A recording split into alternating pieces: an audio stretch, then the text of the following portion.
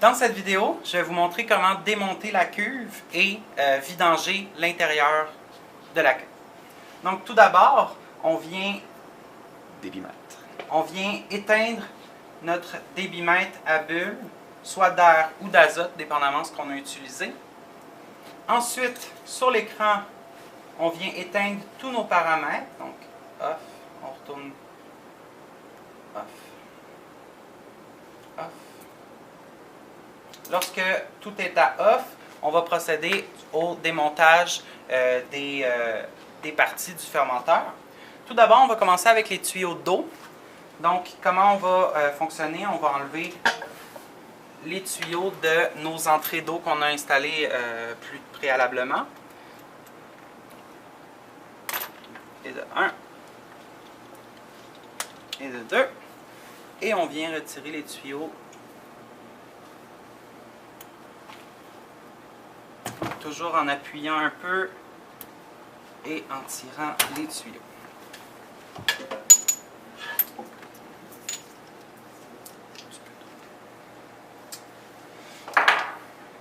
Ensuite, on vient enlever la couverture chauffante. Donc on détache, on vient raccrocher ici. Ensuite, on va aller enlever le thermomètre, donc ici. Préparez-vous un petit Kimweb pour tout de suite essuyer l'excédent de glycérine afin d'éviter d'en mettre partout.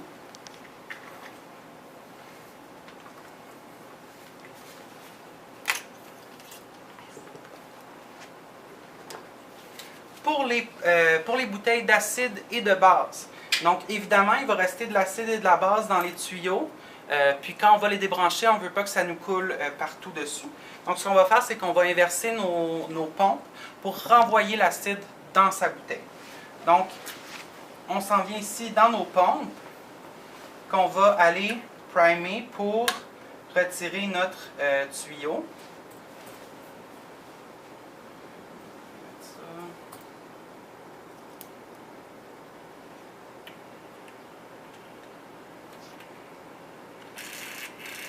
Voilà. Donc mon tuyau était placé comme ça. Je le change de bord. Je le réinstalle. Je refais mon prime. Donc tout l'acide qui est dans le tuyau va être repompé dans la bouteille. Lorsque c'est terminé, on remet nos pompes à off. Et on va pouvoir venir débrancher nos bouteilles. Donc évidemment, toujours avec des gants pour éviter, si jamais il reste des gouttes, que ça nous coule sur les mains. On vient débrancher nos tuyaux et on peut se débarrasser de nos bouteilles. Ensuite, on va venir enlever l'entrée d'air qui est le fil Sparge qui est connecté au filtre. Donc, c'est cette partie-là qu'on enlève et non le filtre lui-même. Le filtre reste sur l'appareil. On vient installer notre fil sur le statif.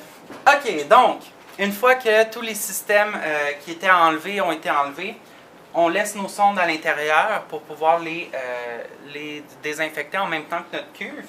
Cependant, on peut tout de même les débrancher de leur connexion électrique parce qu'on n'a plus besoin qu'ils soient allumés, rendus à cette étape-ci. Donc, on les débranche et on place leur fil sur le statif. Donc, on va se servir d'une pompe péristatique afin de vider l'intérieur de la cuve dans une cruche à déchets. Comment la pompe fonctionne? On vient installer notre fil dans le même principe que les pompes sur le bioréacteur. Donc, juste ici, en allumant un peu, on peut venir insérer notre fil.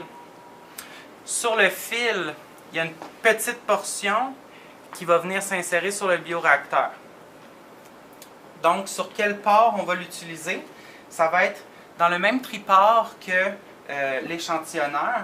Donc, dans l'échantillonneur, on a 3 ports, dont l'échantillonneur, et un autre qu'on n'utilise pas, qui a une loupe sur le dessus. Dans les 2 autres, si on regarde à l'intérieur de la cuve, il y en a un des 3 qui descend jusqu'au fond. Ça va être celui-là qu'on va utiliser comme port de vidange, soit celui qui se trouve vers moi ici. Donc, on débranche cette partie-là Et on vient brancher notre pompe sur le port de vidange.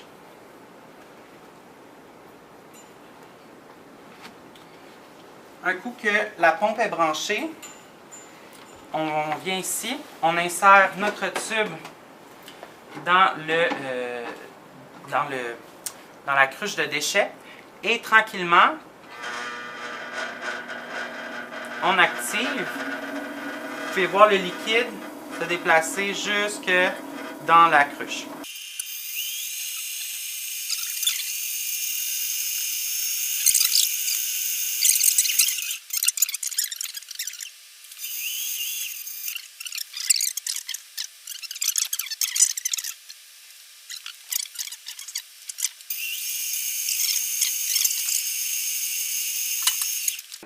Lorsqu'on a fini de vider la cuve, on va retirer notre tube de la cruche. Évidemment, on le tient pour pas que ça trempe dans les déchets. Ce qu'on va faire tout d'abord, c'est qu'on va aller repasser de l'alcool 70% à l'inverse pour le mettre dans notre cuve. Donc, je peux réutiliser la même alcool que j'ai utilisé pour désinfecter mes sondes. J'insère mon fil à l'intérieur.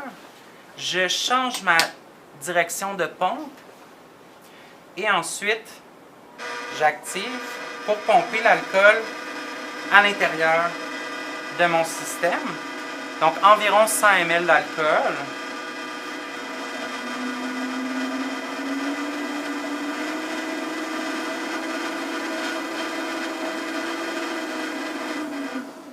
Lorsque c'est fait, on va venir pomper environ 100 ml aussi de savon pour verrer dilué 5%. Même principe. On insère. On s'assure que le chemin de la pompe est du bon côté.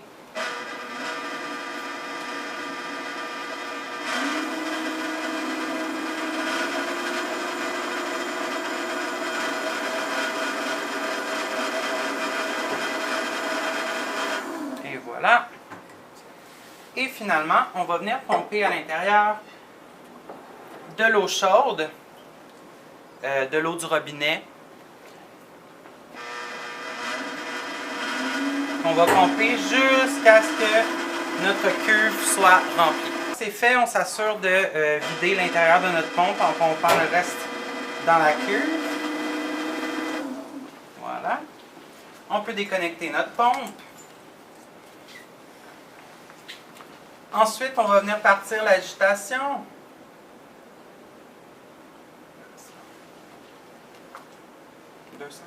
Donc, normalement à 200. Parfait. Pour que ça donne la chance à notre solution de se déplacer partout, donc alcool et savon. On laisse ça agir pendant quelques minutes.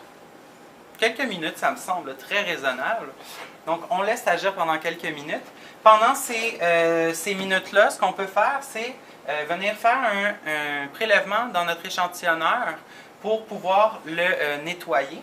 Donc, comme montré précédemment, on ouvre, on fait un prélèvement, ça nettoie. Ensuite, on arrête l'agitation. Quand l'agitation est arrêtée, on retire le moteur qu'on vient mettre dans son support.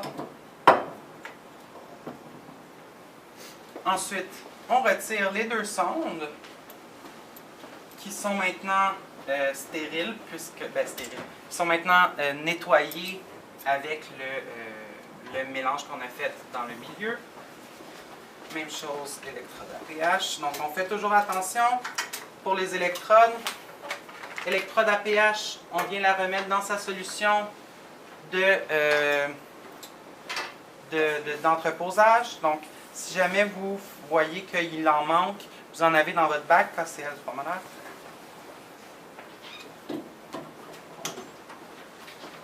Lorsque tout est défait, il suffit d'aller vidanger le reste à l'évier.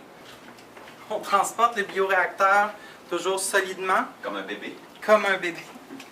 On s'en vient à l'évier. On s'installe pour que le trou qu'on a laissé ouvert, donc soit le port de de la sonde ou bien un autre bouchon qu'on aurait enlevé. On s'installe sur le côté et on vient vidanger le tout en penchant. Donner de l'air.